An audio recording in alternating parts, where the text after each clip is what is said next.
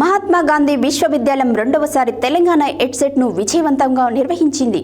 తెలంగాణ, ఆంధ్రప్రదేశ్ రాష్ట్రాల్లో మొత్తం 79 కేంద్రాలలో కంప్యూటర్ ఆధారిత పరీక్ష 2 విడతల్లో నిర్వహించారు. మహాత్మా గాంధీ విశ్వవిద్యాలయం రెండవసారి తెలంగాణ ఎడ్సెట్ను విజయవంతంగా నిర్వహించింది. తెలంగాణ, ఆంధ్రప్రదేశ్ రాష్ట్రాల్లో మొత్తం 79 కేంద్రాల్లో కంప్యూటర్ ఆధారిత పరీక్ష 2 విడతల్లో నిర్వహించారు.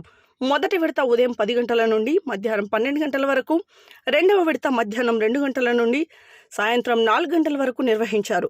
ఈ పరీక్ష కొరకు రాష్ట్ర వ్యాప్తంగా మొత్తం 33,879 మంది అభ్యర్థులు నమోదు చేసుకోగా, మొదటి విడతలో 16,321 మంది అభ్యర్థులకు గాను 14,633 అంటే 86%, రెండవ విడతలో 16,950 మంది అభ్యర్థులకు గాను 14,830 87.49% హాజరయ్యారు.